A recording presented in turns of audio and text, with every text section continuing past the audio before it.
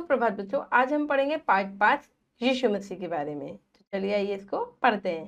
पाठ 5 यीशु मसीह, चलिए इनके बारे में जानते हैं। बच्चों, आज हम जिस ईसवी सन का प्रयोग करते हैं, इसकी शुरुआत एक महान ईसाई धर्म के प्रवर्तक के जन्म से होती है। उनका नाम क्या था? यीशु मसीह था। हम क्रिसमस पे करते हैं। ईसवी सन 1 को उनका जन्म यरूशलेम देश के बेथलेहम कस्बे में एक अत्यंत धार्मिक कुंवारी यहूदी लड़की मरियम की कोख से हुआ था। मरियम की कोख से हुए थे, कुंवारी थी ये। उस समय यरूशलेम देश का राजा हेरोदस था।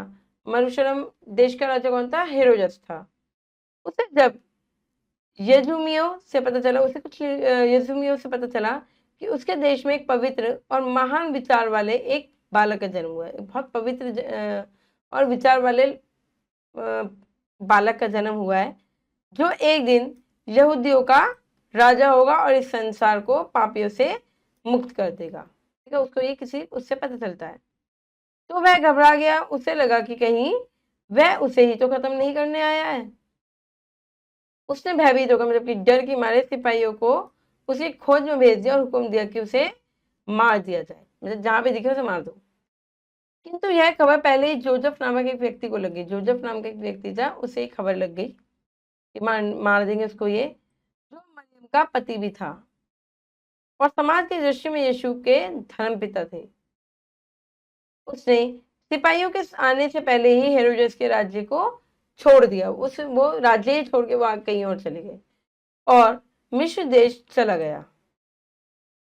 हेरोदेस की मौत के बाद ही वह यरूशलेम लौटा। जब हेरोदेस मर गया तब वो यरूशलेम लौटा और नाजेगा नामक कस्बे में रहकर बढ़ई का काम करके अपना जीवन चलाने लगा बढ़ई का काम करके। धीरे धीरे बालक यीशु के पवित्र गुण प्रकट होने लगे। धीरे धीरे जो उनके गुण थे वो आने लगे। वह लोगों से कहता, जो लोग समस्त जीवों और दीन दुखियों से प्रेम करते हैं, जो जीवों से, जो जानवरों से, पक्षियों से प्रेम करते हैं, वे ईश्वर से प्रेम करते हैं और परमात्मा भी उनसे प्रेम करता है। क्रोध मनुष्य का क्या है? शत्रु है, दुश्मन है, और अहंकार उसे क्या करता है? नष्ट कर देता है, नष्ट कर डालता है।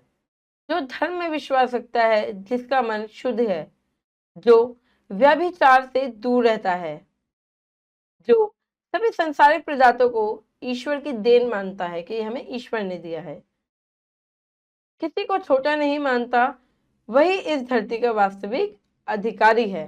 जो किसी को छोटा नहीं मानता, सबको एक जैसा समझता है।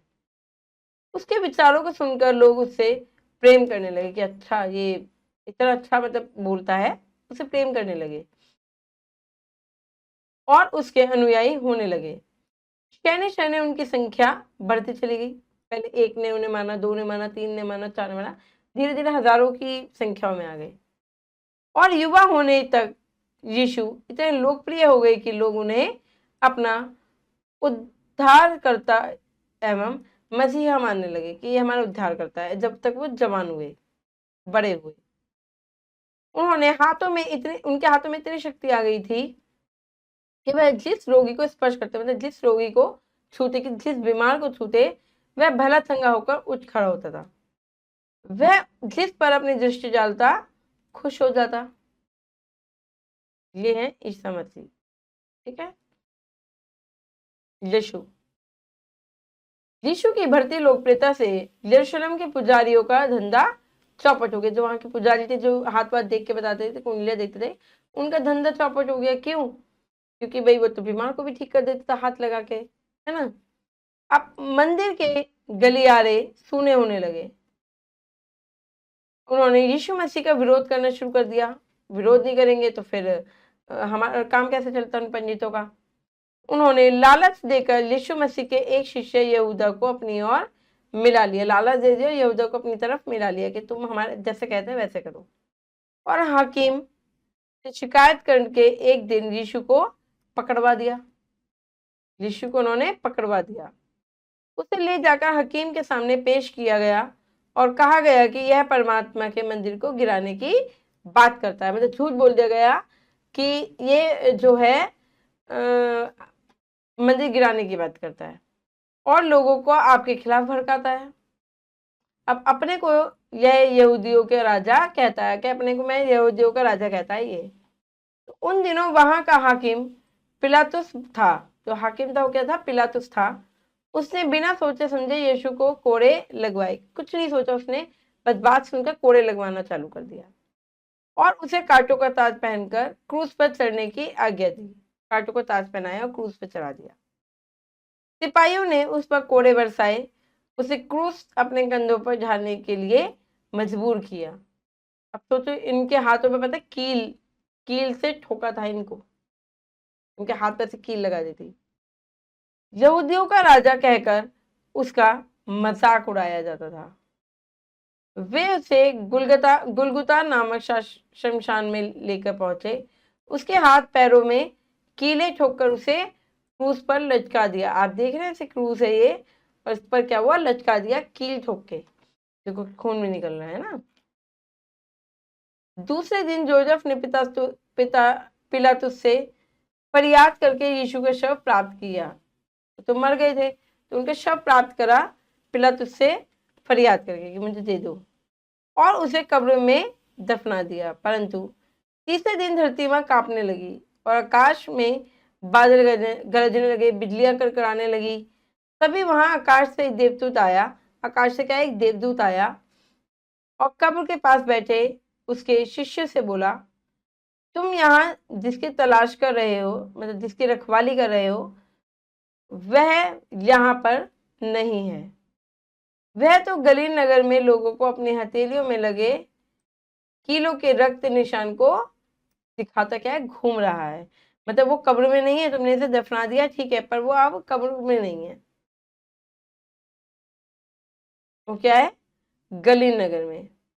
और कह रहा है, मैंने स्वर्ग और पृथ्वी का सारा अधिकार अपने 11 चेलों को दे दिया है।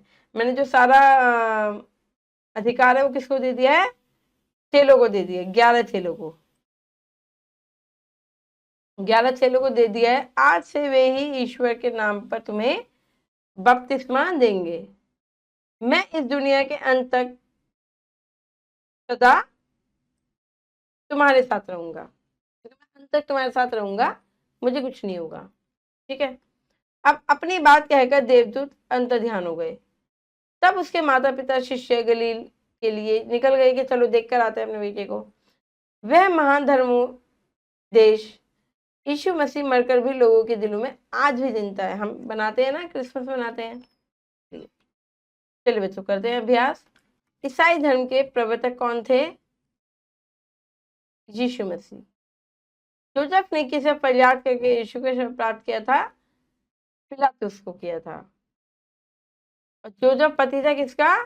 मरियम का पति था। चलिए बच्चों आगे बढ़ते हैं। अब करेंगे बच्चों रिक्त स्थानों की पूर्ति कीजिए। क्रोध मनुष्य के क्या है? शत्रु है, मतलब कि दुश्मन। यहूदियों का डैश कहकर उसका मजाक उड़ाया गया। यहूदियों का राजा कहकर उसका मजाक उड़ाया गया। धीरे धीरे बालक यीशु के डैश गुण प्रकट होने लगे। पवित्र गुण। कौन से गुण? पवित्र। चलिए आगे बढ़ते हैं। अपनी बात कहकर कौन अंतर्ध्यान हो गए? देवदूत। दूत क्या हुए? अंतर्ध्यान हो गए। चलिए बच्चों सुमेल करेंगे। निम्नलिखित को सुमेल कीजिए। जोसेफ कौन है? मरियम का पति। ईसाई धर्म के प्रवर्तक कौन है? यीशु मसीह। बेथलहेम यरूशलेम का कस्बा। और यरूशलेम देश का राजा कौन था उस टाइम? हेरोदेस। चलिए बच्चों ये व्याकरण है, ये आपको खुद से करनी है। आशा करती हूँ ये यीशु मसीह के बारे में आपको समझ में आया होगा। और मैं मिलूंगी आपसे अगली कक्षा में। जब तक के लिए खुश रहिए और निरंतर अभ्यास करते रहिए। धन्यवाद।